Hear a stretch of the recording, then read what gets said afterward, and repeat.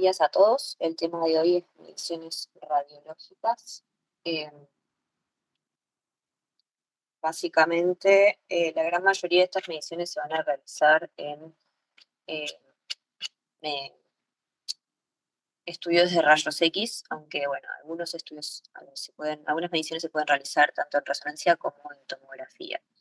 Pero bueno, la gran mayoría de los que vemos acá son en rayos X, algunos de los cuales los que pasaron por rayos ya las conocen, otras no tanto, son más específicas, no las hacemos en rayos. Pero bueno, el objetivo de las mediciones es poder ser un poco más objetivos con respecto a las patologías de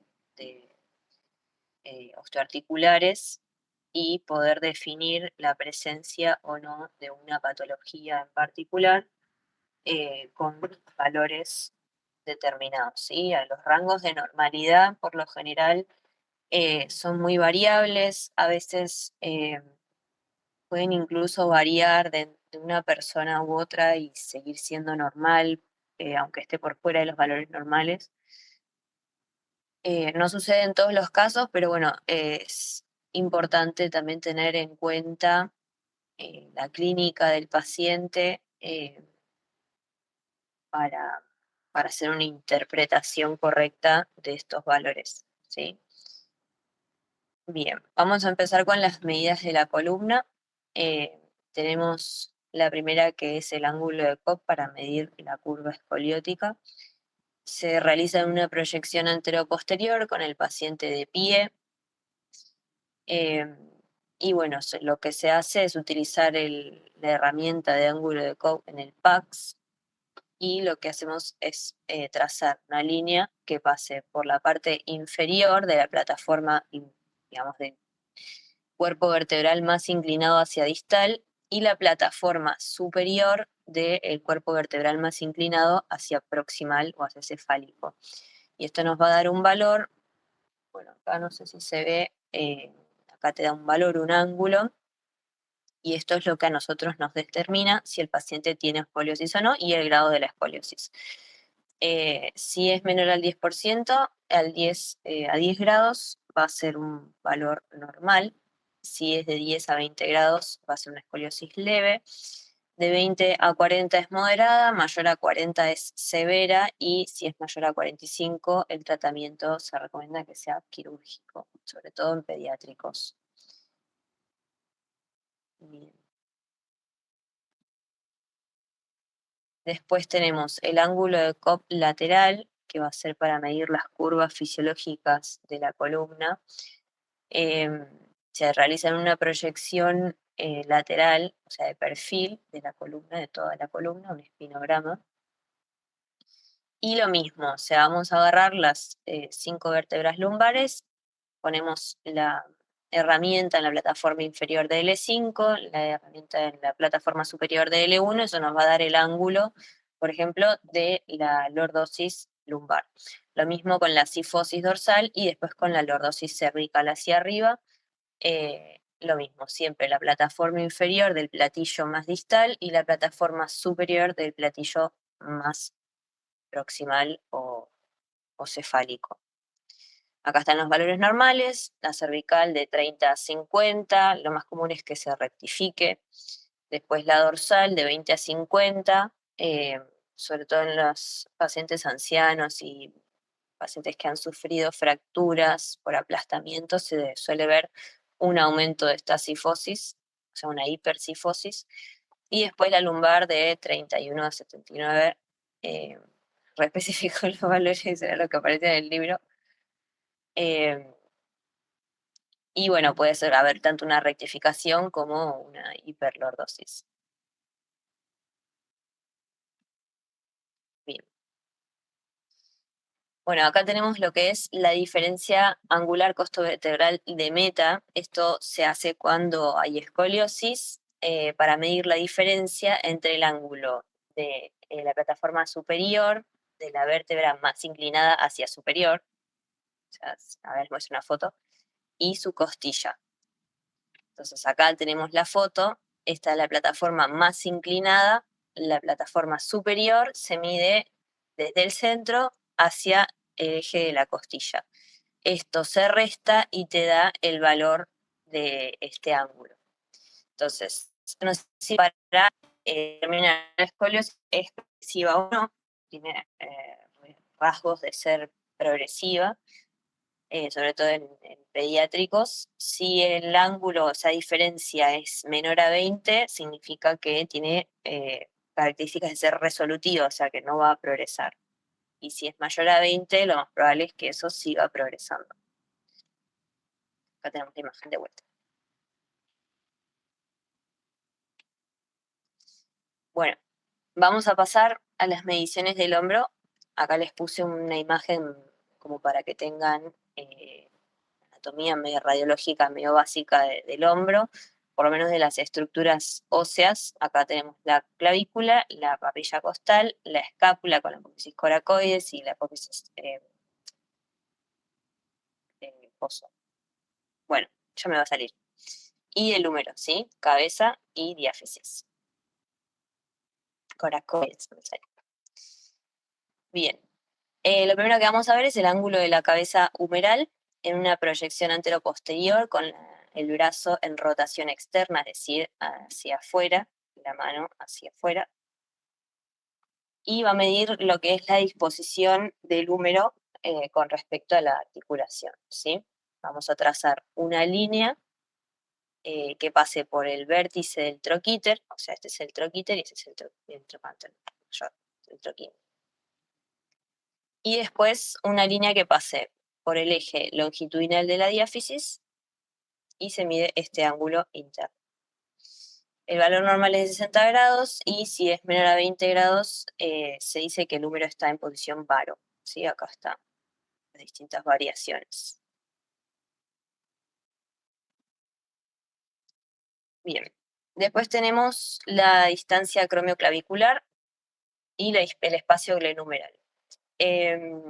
La distancia acromioclavicular básicamente se mide en la proyección anteroposterior de hombro, dos, el espacio glenumeral en rotación externa, y va a ser la distancia entre el acromion y la clavícula o el espacio entre la glena y el húmero. Sí, acá tenemos este número. Acá tenemos el acromion y la clavícula y la distancia acromioclavicular y la distancia entre la glena y la cabeza del húmero. ¿Sí? Los valores normales son del espacio glenumeral de 4 a 5 milímetros y de la distancia acromioclavicular de 5 a 8 milímetros, como está puesto acá.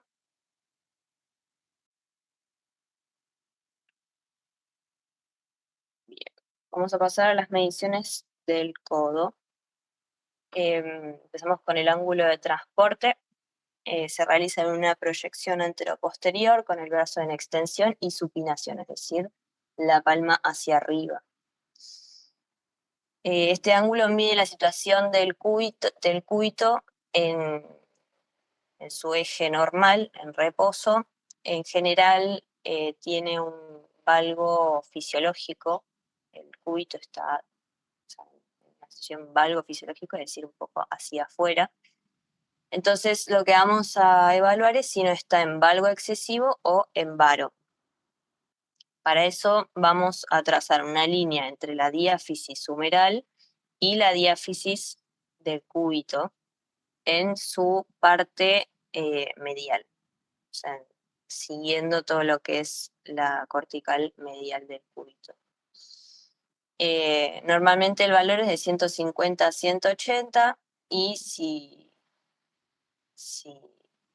disminuye va a estar en varo y si aumenta va a estar en valgo excesivo, ¿sí? Como están acá las fotitos. O sea, el ángulo que se mide es este de acá. Acá hay otra imagen, lo mismo en el eje longitudinal del húmero, eje longitudinal del cúbito, y se mide, lo que marca el libro es que se mide este ángulo de acá, como ven acá, esta es la foto del libro, se mide este ángulo. Algunas otras bibliografías, para hacerlo más sencillo, miden directamente este ángulo de acá, que es la proyección de la diáfisis del húmero para hacerlo más chiquito. Pero es lo mismo, o sea, es una resta, o sea, haces 180 menos esto.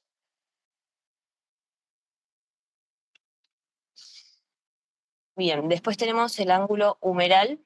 También se realiza en una proyección anteroposterior del brazo en extensión y en supinación. Se traza una línea que sea longitudinal al eje del húmero y una línea horizontal tangente tanto al cóndilo como a la tróclea humeral. ¿Sí? Así. Se mide entonces este ángulo, el ángulo del húmero. El valor normal es de 70 a 95 y bueno, se puede ver alterado en pacientes que tengan fracturas supracondilias del húmero. ¿Sí? Bien. Este es el ángulo cubital, también en una proyección anteroposterior del brazo, en extensión y supinación, o sea, la palma hacia arriba. Vamos a trazar una tangente entre el eje cubital, o sea, el eje de la diáfisis del cúbito, y la tangente al cóndilo y la tróclea del húmero, o sea, la misma línea horizontal que habíamos trazado para el ángulo anterior. Medimos este ángulo y el valor normal es de 70 a 100. Se ve alterado en las fracturas de cúbito y de radio. Acá tenemos de vuelta lo mismo. Las tres mediciones que les acabo de mencionar, el del cúbito, el del húmero y el ángulo de transporte. ¿Sí? Como para que lo vean de otra bibliografía. Bueno, con respecto a las mediciones de la muñeca, acá les puse también una radiografía anteroposterior como para que vean más o menos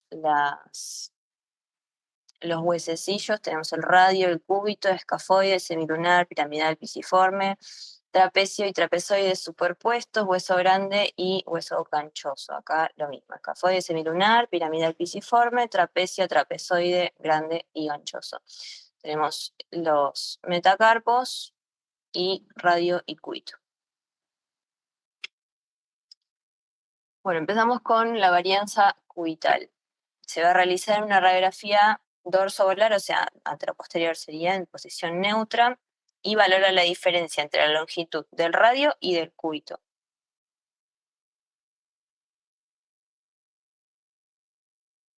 Perdón, ya voy bien.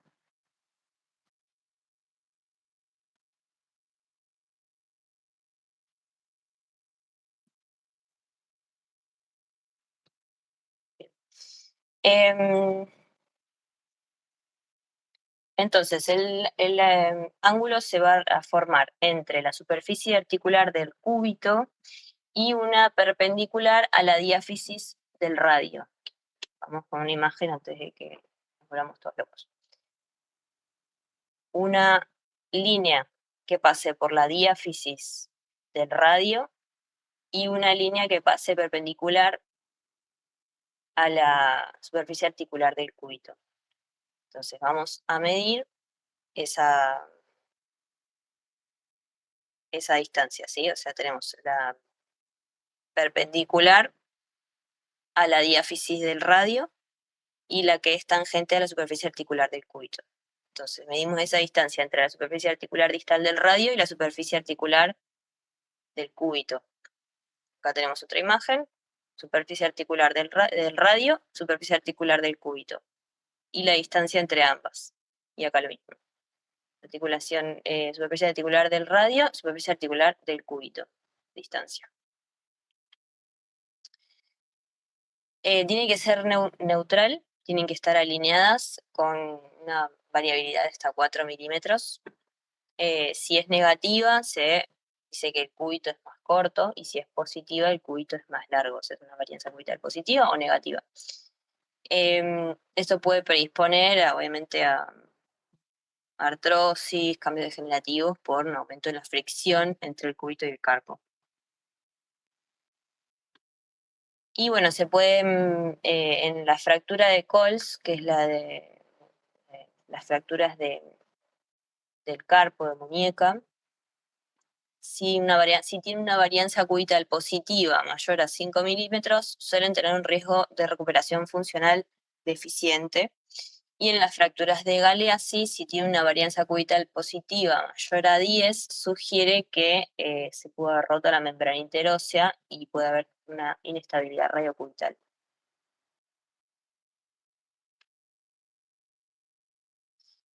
Bien, esta es la medición de la altura carpiana, básicamente de los huesos del carpo. Se realiza en una radiografía dorso-volar en posición neutra, lo mismo que la anterior, y se mide la distancia entre el radio distal, o sea, la superficie articular del radio, y la parte más superior del hueso grande. Esta es la medición que se hace. Se suele ver disminuida en algunas enfermedades como artritis, colapso lunar. Bien, si esto se ve disminuido, suele afectar la extensión completa de las articulaciones metacarpofalángicas. La medición de la inclinación del radio se va a hacer en una radiografía también dorso volar, en posición neutra,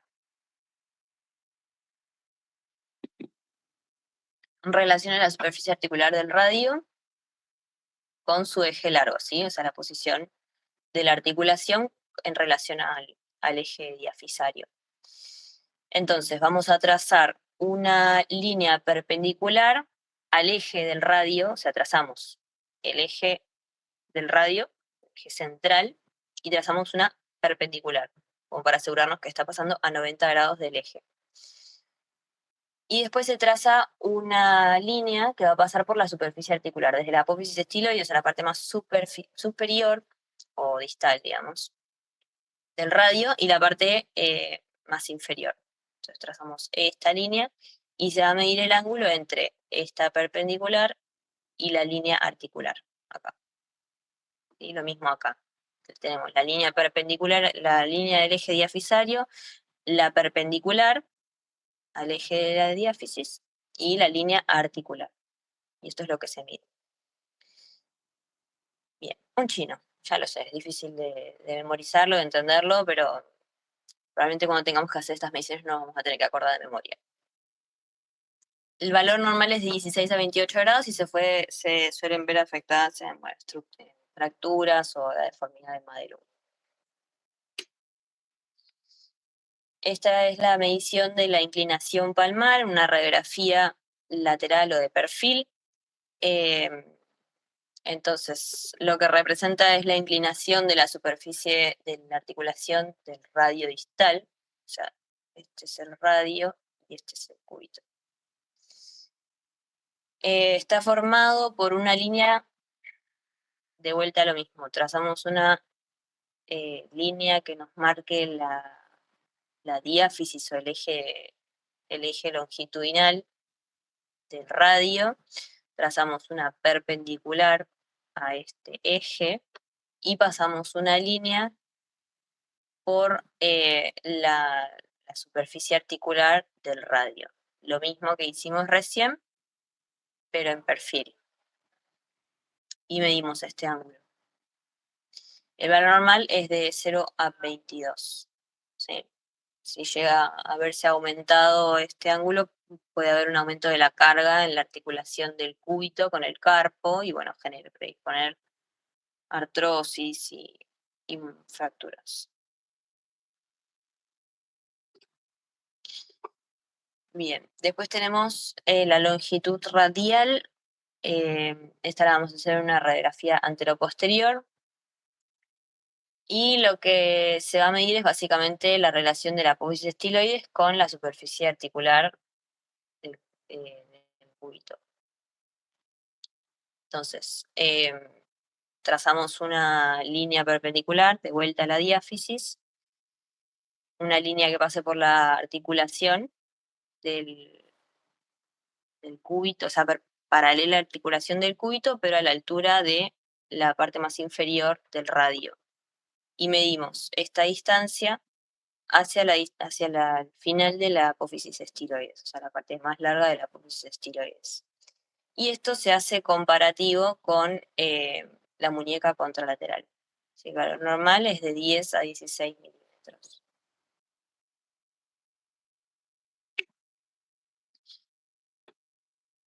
Bien.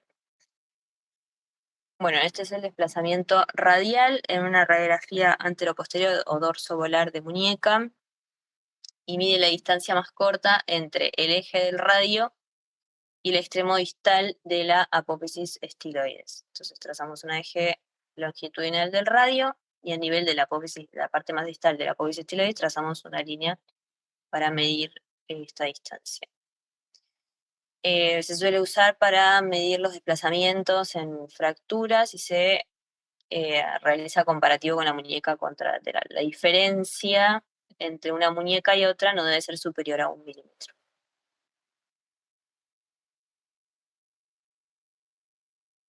Bien, el índice de traslación del carpo se realiza en una placa anteroposterior o dorsovolar y lo que se hace es medir básicamente la altura del carpo, como habíamos visto antes, desde la base distal del radio hasta la parte más superior o distal, digamos, del hueso grande. Y todo eso se divide por la longitud del tercer metacarpiano. El valor normal, como dice acá, tiene que ser de 0.27 o 0.2. Si es menor, se habla de una traslación cubital. Indica una ruptura de los ligamentos radiocarpianos. ¿Sí? Es el radio, este es el cúbito.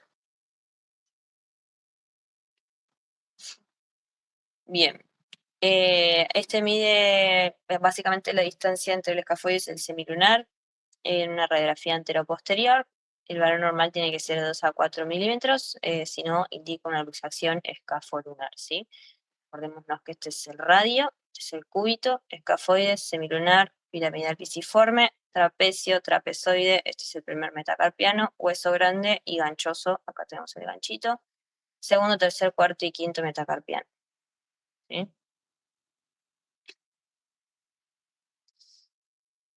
Bien, seguimos con muñeca, ángulos escafolunar y cápito lunar, o sea, entre el escafoides y el semilunar, y el hueso grande y el semilunar. Una radiografía lateral. Vamos a trazar, esto les voy a poner la foto acá. Trazamos dos líneas, ¿sí? Una que, esta es la S de escafoides. Una línea que pase, o sea, que marque el eje longitudinal del escafoides y otra que marque el eje longitudinal del hueso semilunar. Para trazar esta línea, lo ideal es visualizar el semilunar, que tiene como forma de semiluna en una radiografía lateral, o sea, por eso se llama semilunar, porque en la radiografía lateral o en la imagen lateral van a ver que se parece una semiluna. Entonces, hay que trazar, esto no está dibujado, pero yo lo busqué, hay que trazar una línea que pase por la parte más distal de las dos puntitas de la semiluna.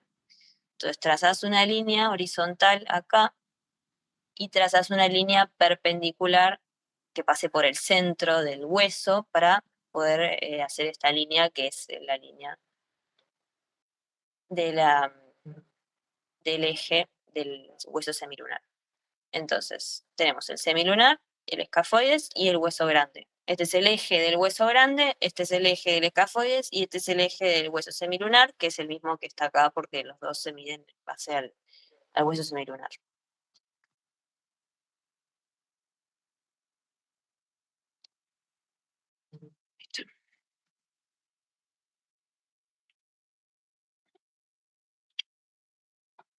Volviendo para atrás entonces, esto era lo que les decía, el eje lunar vertical que se traza en perpendicular a la tarjeta de la superficie articular distal, que son las dos puntitas de la semiluna. Y después tenemos el eje mayor del escafoides y el del hueso grande, que son los que les mostré recién.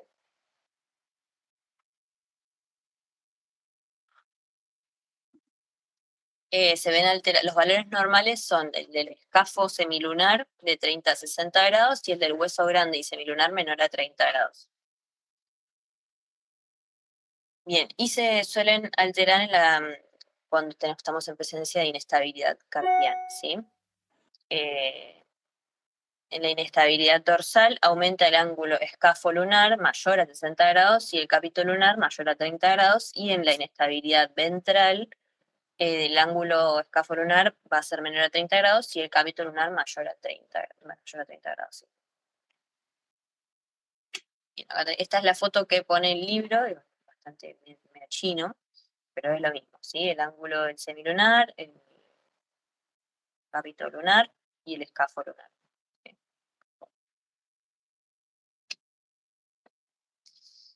Bien. Esto es para el ángulo carpiano, todavía seguimos, esta es la última ya de muñeca. En una radiografía anteroposterior de muñeca se traza una línea entre la diáfisis distal del radio y una que pase por el ángulo del carpo. El valor normal es de 130 grados y se puede ver aumentado en pacientes con síndrome de Down, displasias o artrogriposis, ¿sí? Se puede ver disminuido en enfermedad de Madelung, síndrome de Turner, Hofler, que no lo conocen nadie. Bueno, pasamos a cadera. Acá de vuelta les puse una radiografía de los huesos de la cadera. Tenemos el coxal, con sus partes el ilíaco, el pubis y el isquion, y el fémur, ¿sí? Tenemos la cabeza, el cuello, el troquín, el trocánter menor y el trocánter mayor, y esta es la diáfisis. Bien, vamos a empezar con el ángulo acetabular del lactante. Pensé que me estaba diciendo algo. Lo hacemos en una radiografía anteroposterior de la cadera y vamos a trazar una tangente al borde acetabular superior, este es el acetábulo, vamos a trazar una línea que pase por el acetábulo, y después una línea que pase tangente a los cartílagos en I. Los cartílagos en I es el labrum, en forma de Y, por eso el libro lo ponen como cartílagos en I, pero es el labrum, ¿sí? Acá. El valor normal es de 20 a 30 grados y si supera los 40 grados se considera displasia de cadera. La gran mayoría de las mediciones de cadera son con el objetivo de diagnosticar displasia de cadera, ¿sí? O sus secuelas. Acá les puse una foto de lo que es el cartílago en I para que vean que parece una Y, por eso le ponen así. O sea, hay mucho más para decir. Bien. Con respecto a la cobertura acetabular por ecografía, porque también se hace ecografía en los niños, en un plano coronal se pone el paciente en decúbito lateral con la cadera, puede ser neutra o a 90 grados, ¿sí? Voy a poner acá una foto.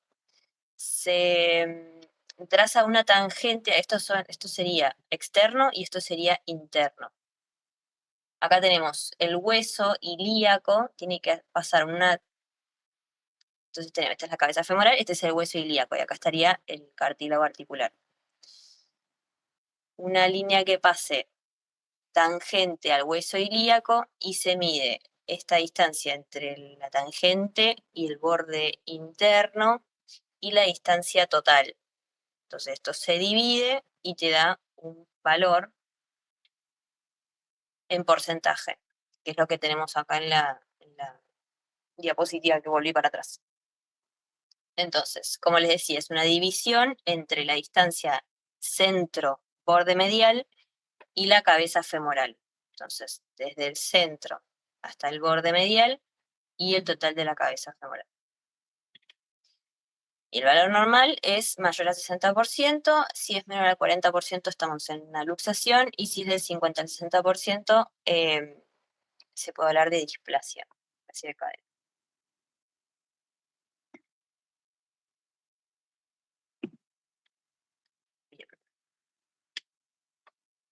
Después tenemos el ángulo de Graf, también se hace por ecografía, la posición es la misma y la imagen que vamos a tener es la misma. Vamos a tener el hueso, o sea, es un coronal, el hueso por acá y el acetábulo y el labrum, ¿sí?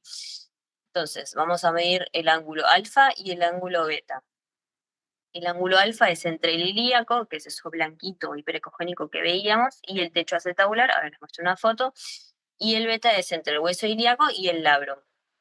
Entonces acá, esto es la misma imagen, solo que está torcida, o sea, acá les puse para que se ubiquen, recién la veíamos así, digamos, horizontalizada, y ahora la tenemos vertical también. Entonces, este es el ilíaco, este es el ilíaco. ¿Sí? Esto es como si estuviésemos viendo de frente, esto también, pero rotada la imagen. Bien, ahí está. Entonces, acá por fuera tenemos los músculos, los aductores, que son estos que están acá, para que se ubiquen. Este es el isquion, este es el isquion, y este es el isquion, y acá están los músculos, ¿sí? Ilíaco, acetábulo, cabeza femoral. Y esta es la cabeza femoral también. Entonces, habíamos dicho el ángulo alfa mide acá, entre el acetábulo y el techo acetábulo, el techo del labro, ¿sí? Y el beta es el externo, ¿sí? Es lo mismo, entre el techo acetabular, entre el hueso ilíaco, que ya me tanto de nombre, ya me mareo, y el labrum de la parte externa, ¿sí? Siempre de la parte donde están los músculos. Bien.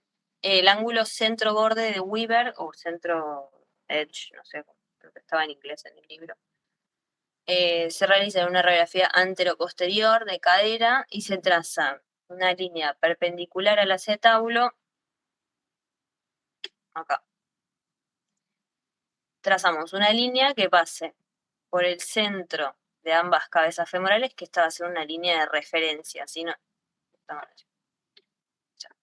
esta va a ser una línea de referencia. ¿Para qué? Para que nos marque el centro del acetábulo y podamos trazar una línea que pase perpendicular a esta hacia arriba, para que nos marque, digamos, la parte superior, y después otra línea que pase por la parte de afuera del acetábulo y nos marca este ángulo, ¿sí? Acá tenemos este borde acetabular externo y acá. Bien. Como les decía, pasa desde el centro de la cabeza femoral al techo acetabular y valora la cobertura del acetábulo. En pacientes con displasia de cadera el valor va a ser menor a 15, 20 grados, tanto esto es en niños y esto es en adultos. En la enfermedad de Pertes va a ser menor a 15, que si es menor a 15 grados indica un mal pronóstico, y si es mayor a 45 grados estamos hablando de una sobrecobertura acetabular, ¿sí? Acá podemos ver un paciente que tiene una cobertura acetabular normal del lado izquierdo y del lado derecho tiene menor. O sea que estamos hablando de una displasia de cadera porque es menor, es de 13 grados, ¿sí? Bien. Este es el índice acetabular, lo mismo en una radiografía anteroposterior de cadera, y valora la profundidad de la cavidad acetabular. ¿Sí? Es un cociente que se hace entre la distancia al punto más profundo en relación a esta línea que pasa por los ambos extremos del acetábulo, ¿sí? Ambos extremos del acetábulo y se mide la distancia hacia el borde más profundo del acetábulo, propiamente dicho, ¿sí? Bien. Ah, bueno, no estaba diciendo, el valor normal es de 60%. Si está disminuido, estamos ante una paciente con displasia. En este caso no tengo los valores, pero está claramente disminuido en el lado derecho en comparación con el lado izquierdo.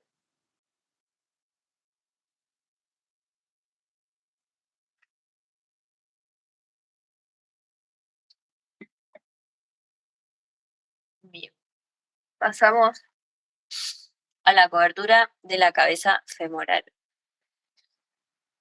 En una radiografía anteroposterior de cadera vamos a trazar 3 líneas, ¿sí? Una que pasa por el borde acetabular, una que pasa por el final, la parte más lateral de la cabeza del fémur, y una que pasa por la parte más medial de la cabeza del fémur. Entonces, vamos a medir la distancia entre el borde medial de la cabeza del fémur y el borde acetabular externo, y lo vamos a dividir por la distancia total de la cabeza, ¿sí? Entre el borde medial y el borde lateral. Acá tenemos la división. Se expresa en porcentaje, el valor normal es mayor a 75%. En caso de que haya una displasia de cadera, esto se va a ver disminuido.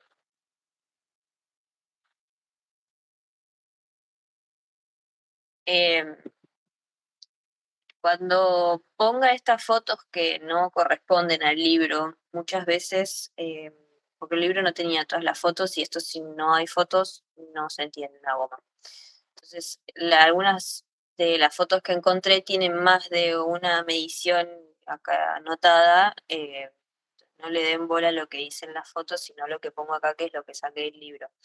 En algunas ocasiones lo que pone la foto coincide con lo que dice el libro, pero en otras aparte le agrega otros índices que no están en el libro, entonces a esto, por ejemplo, no le den bola.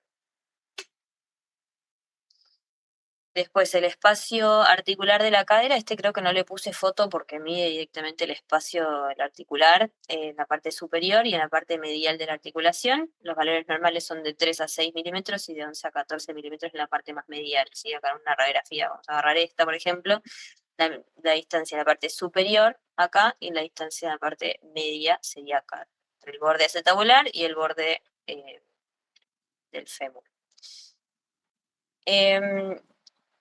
En caso de que estén aumentados ambos espacios, se tiene que sospechar un derrame articular y bueno, en este caso se compara con el espacio articular contralateral, o sea, de la otra cadera, y si es mayor a 1 milímetro, se puede decir que está ensanchado.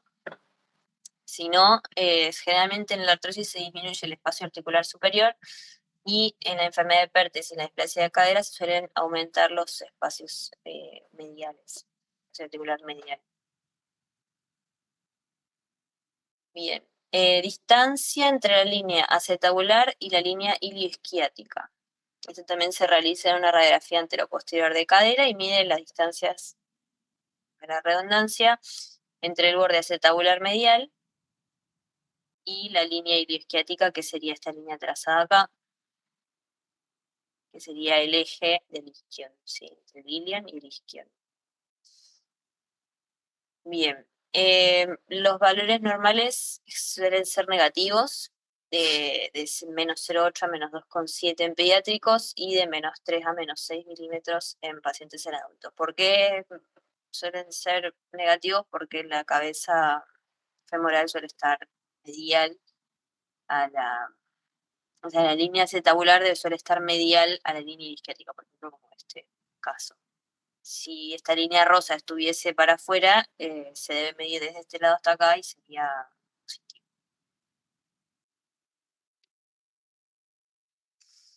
Bien, ángulo de anteversión acetabular. Esto se realiza, es una de las pocas que se realiza en ATC y no se realiza bueno, en realidad algunas se pueden realizar en tomografía también, de las que ya mencioné, pero bueno, este se realiza como se debe hacer en axial, se hace en tomografía. Se debe elegir el corte que pase por el centro de las cabezas femorales, en un plano axial. Entonces, se traza una línea que pase entre ambos centros acetabulares, que esto lo vamos a usar como parámetro para que nos marque el centro de la cabeza femoral. Bueno, a partir de esto, desde este punto se traza una línea que pase por el borde acetabular. Mira, porque acá hay muchos ángulos, no quiero mezclarlos. Este es el que estamos viendo ahora, ¿sí? Esto lo vamos a ver después. Entonces, una línea que pase por el borde acetabular anterior y el borde acetabular posterior, ahí está. Y una línea perpendicular al eje que les había dicho que vamos a tomar como referencia, ¿sí? Una línea perpendicular y una línea que pase entre ambos bordes acetabulares. Entonces, este es el ángulo de anteversión acetabular. Bien, el valor normal es de 18 a 21 grados y permite valorar la displasia acetabular. Bien, ahora vamos a pasar a estos otros, me parece. Sí, el ASA y el ASAP. Ahí tengo foto, no, tengo que volver atrás. También el centro de una tomografía en plano axial que pase por el centro de las cabezas. El ángulo del sector acetabular anterior va desde el centro de la cabeza, como les dije recién, al borde acetabular anterior, y el posterior va desde el centro de la cabeza al borde posterior. Acá. Vamos a usar esto para marcar. Tenemos la línea que pasa por el centro de las cabezas femorales y desde este punto trazamos una línea que pase por el borde acetabular anterior, medimos este ángulo, y una línea que pase desde este centro hasta el borde acetabular posterior y medimos este ángulo. Bien. La sumatoria de ambos ángulos, que acá no está marcado, me parece, es, o sea, todo este ángulo es el ángulo horizontal. Marca acá como horizontal. Los valores normales son, bueno, estos, y en caso de displasia de cadera se van a encontrar disminuidos, ¿sí? Generalmente, o más frecuente, la cobertura anterior, o sea, el ángulo anterior.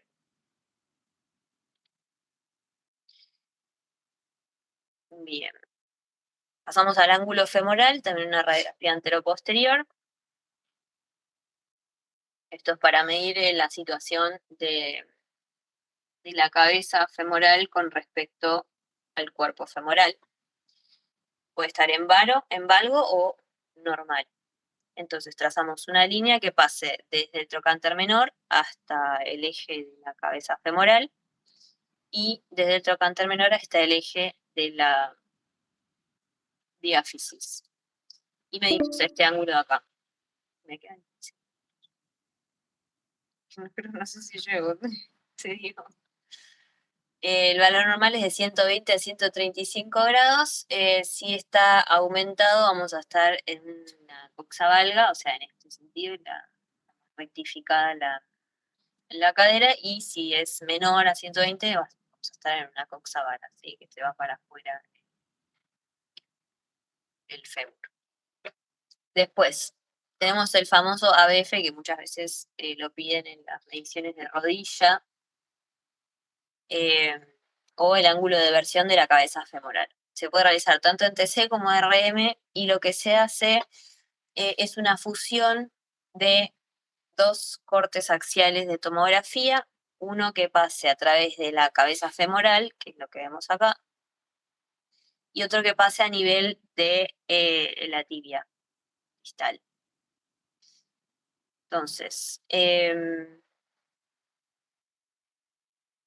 se debe trazar una línea que pase por el eje longitudinal del cuello femoral. Tenemos acá el cuello femoral, una línea longitudinal del cuello femoral. Bien. Y otra para la parte posterior de los cóndilos, ¿sí? De la parte distal del fémur a nivel de la rodilla, es esto. Bien. Y se mide...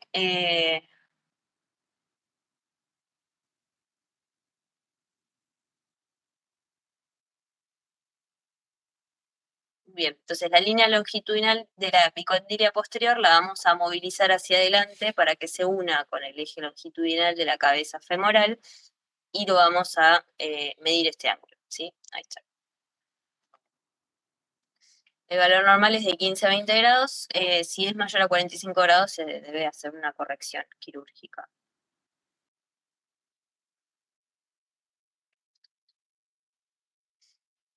Bien, pasamos a rodilla, queda rodilla y tobillo, a ver si llegamos. Bueno, radiografía anteroposterior y de perfil de rodilla tenemos acá la rótula, peroné, la tibia y el fémur, ¿sí? Los cóndilos y las mesetas o platillos tibiales y las espinas tibiales. Bien, empezamos con ángulo femoral y tibial de la rodilla y ángulo femorotibial. Se realiza una radiografía de pie, de rodilla, con una proyección antero-posterior. El ángulo femoral está formado entre la diáfisis femoral y los cóndilos femorales, y el ángulo tibial entre la diáfisis de la tibia y los cóndilos femorales. Y el ángulo femorotibial entre ambas diáfisis. Esto, acá tengo esto. Esto es lo que hacemos en las radiografías en rayos, ¿sí? hacemos las mediciones, trazamos una línea que pase por la diáfisis del fémur y otra que pase por la diáfisis de la rodilla. Este es el femorotibial que está entre ambas diáfisis. Y después el ángulo femoral es, creo que está acá, entre ambos cóndilos femorales y la diáfisis del fémur. Esto lo digo que yo acá me da mano alzada, pero esta línea debe pasar por la diáfisis del fémur. Y el femoral, el tibial de la rodilla pasa por la diáfisis de la tibia. Y en este caso, por lo menos lo que dice el libro, es que esta línea debe pasar por los cóndilos femorales. Pero después hay otro que es entre la diáfisis de la tibia y los cóndilos, las mesetas tibiales. ¿Sí? Están los dos, entre la diáfisis y los cóndilos femorales y la diáfisis y las mesetas tibiales, que es esta línea que pase acá, que es lo que hacemos en las mediciones de miembros inferiores. El metáfiso diafisario de la tibia relaciona la metáfisis de la tibia con la diáfisis de la tibia. Entonces, es el ángulo entre la diáfisis de la tibia y las mesetas tibiales. Entonces, acá en esta imagen tenemos todos. El del fémur y los cóndilos, el de la tibia y los cóndilos, y el de la tibia y la tibia, básicamente. Y entre la tibia y el fémur. Bueno, los valores normales están puestos acá. El femorotibial, vamos a decir si está en valgo o en varo. Si es mayor a 10 grados, va a ser en valgo, y si es menor a 0, va a ser en varo. Bien. De 0 a 10 es la posición normal porque está en la posición fisiológica, es ligeramente en valgo, ¿sí? Sí. Esto es lo mismo, solo que un poquito más desglosado para que no esté todo junto. El ángulo femorotibial, el ángulo entre la tibia y la tibia, o sea, metáfiso diafisario.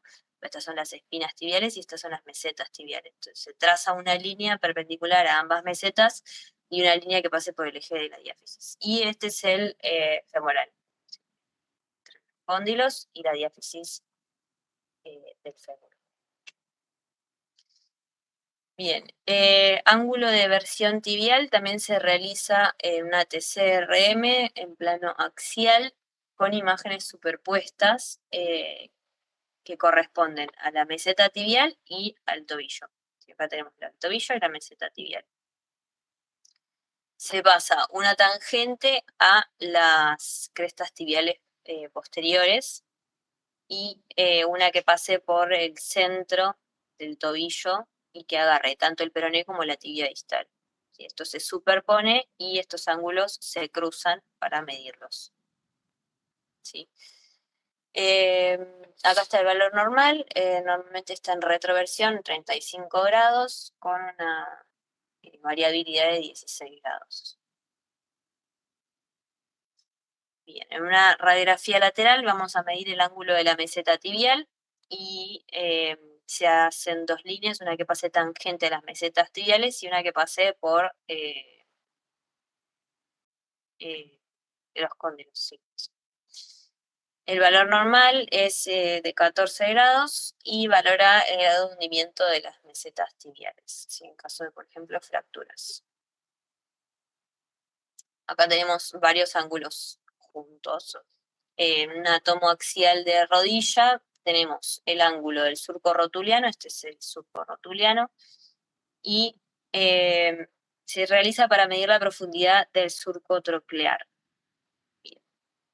Entonces se forma entre el borde anterior de los cóndilos y el punto más bajo del surco intercondilio. Entonces tenemos los cóndilos, el borde anterior, el punto más profundo, y el borde anterior, ¿sí? Tenemos un borde anterior, otro borde anterior, el subpunto más profundo, y este es el ángulo que se mide. El valor normal es menor a 145 y si es mayor se puede asociar a una luxación recidivante de la rótula, ¿sí? Después, el ángulo de congruencia fémoro-rotuliano es la congruencia entre la patela y el surco troclear. Y se mide por el borde medial de la rótula, o sea, este que está acá, y el surco troclear, y el vértice posterior de la rótula. O sea, este es el vértice posterior. Hacemos una línea que pase por acá y acá. Y medimos este ángulo. El valor normal es de menos 8 grados. Si es positivo, hay un desvío lateral y hay mayor tendencia a la luxación recurrente. Si es negativo, el desvío es medial. Bien, acá tenemos, bueno, un grafiquito que los muestra la gran mayoría, no todos estos están mencionados en el libro, así que fíjense que acá yo les puse en los que están un numerito. Por ejemplo, el 1 sería este, que está acá. El ángulo de inclinación rotuliana se realiza también una radiografía axial de rótulas o el merchant de rótulas que hacemos acá en Maipú, a 30 grados en una TC o en una RM a 15 grados. Y es el ángulo entre el plano horizontal y la línea tangencial al eje rotuliano, que sería este. Entonces el eje de la rótula y el eje digamos, la superficie articular del fémur distal. Y medimos este ángulo acá. Fíjense que acá les puse el 3, y el 1 era el anterior. Y después el otro es el ángulo entre la cara posterolateral de la rótula, este que está acá, esta es la parte lateral de la rótula, y los cóndilos. ¿Qué? ¿Qué? Bueno, sí, no importa. ¿Qué sería esta imagen de acá? ¿Sí? El valor normal es de 0 a 5 grados.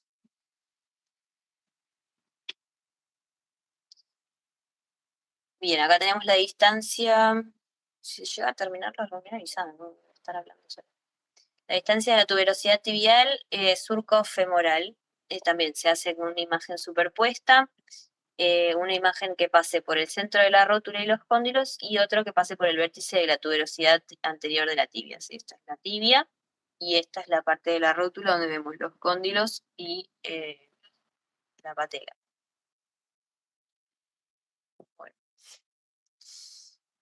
Medimos entonces ambas distancias en relación a la línea que pase posterior a los cóndilos femorales y medimos esta distancia entre los cóndilos y la tuberosidad anterior de la tibia y los cóndilos y la parte más inferior de la trochlea femoral.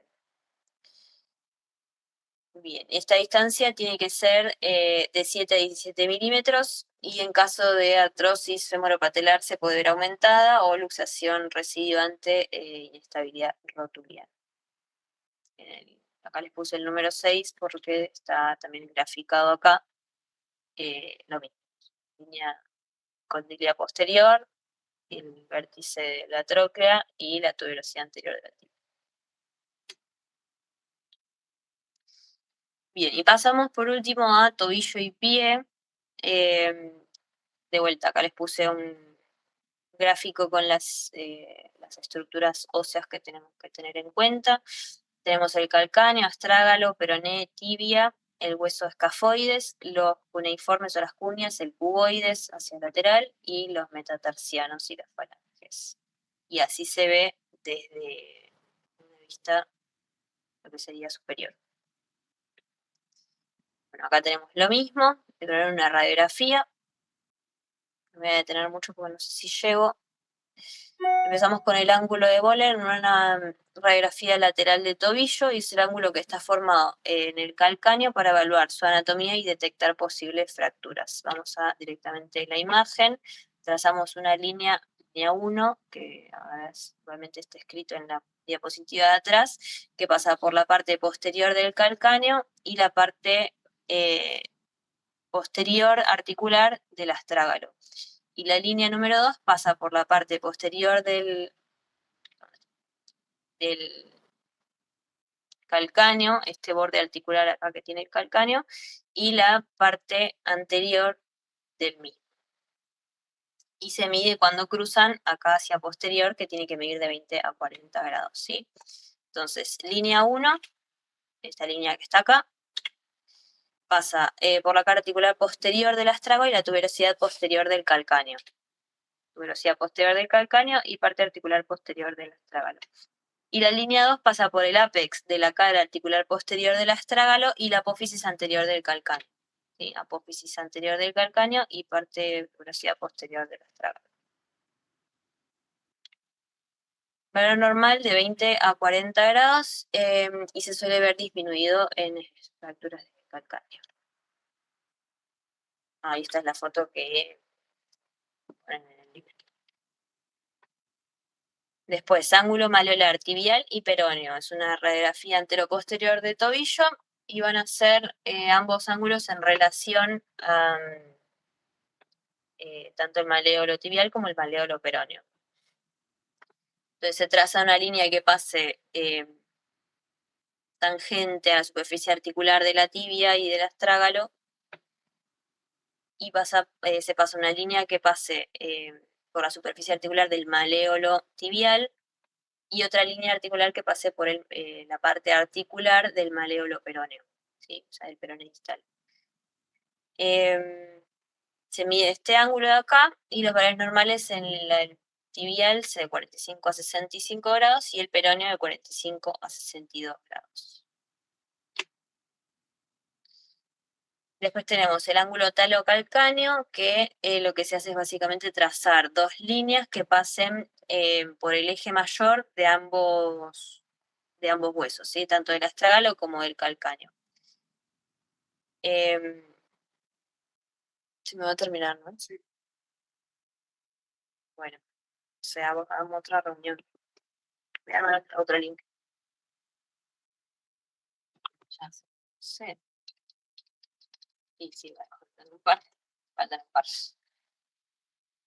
Bueno, estábamos con el ángulo talocalcáneo, que es el ángulo que se forma entre los ejes mayores, tanto del astrágalo como del calcáneo. Entonces, tenemos acá, medio como, si no está buena la placa, va a estar difícil. Trazamos una línea que pase por el eje mayor del astrágalo y una línea que pase por el eje mayor del calcáneo. Y medimos este ángulo que se forma acá por donde se cruzan, ¿sí? Lo mismo acá. O sea, porque pase por el astrágalo y por el calcáneo. Ambas líneas. Bien, esto nos ayuda para detectar si hay, por ejemplo, un pie equinovaro congénito o un pie cabo, donde este ángulo se va a ver disminuido, ¿sí? Y en caso de astragalo vertical congénito o metatarso varo congénito o pie plano, este ángulo se va a ver aumentado. Y no sé si lo dije, pero se hace una radiografía antero-posterior de pies con carga y con las rodillas juntas.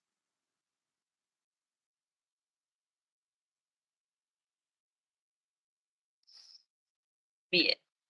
Este es el ángulo entre el talo y el primer metatarsiano, o sea, el astrágalo y el primer metatarsiano. Se hace una radiografía antero-posterior de pie con carga y se hace la misma imagen que vimos recién, o sea, una línea que pase por el eje longitudinal del astrágalo y una que pase por el eje longitudinal del primer metatarsiano. Se mide este ángulo que está acá. En este caso, este es un paciente con una radiografía antes y después de haber sido operado. En este caso le da aumentada de 28 grados y después disminuyó a 6,5. Si está aumentado, indica un pie en aducción o, por ejemplo, como se suele ver en las patologías equinovaro congénito o metatarso varo congénito. Bien. Después tenemos el ángulo talocalcáneo lateral que se realiza en una radiografía de perfil de pie o carga y se traza una línea que pase por el eje longitudinal del astrágalo y otra línea que pase longitudinal al eje del calcáneo. El valor normal es de 35 a 50 grados. Se suele ver disminuido en enfermedades como el equino, como el equinovaro congénito, y se puede ver aumentado en la deformidad en valgo, como por ejemplo el astrágalo vertical congénito, metatarso varo congénito o pie plano. Bien, después tenemos el ángulo de inclinación calcánea, se realiza entre la parte inferior del calcáneo y una línea que pase por la planta del pie.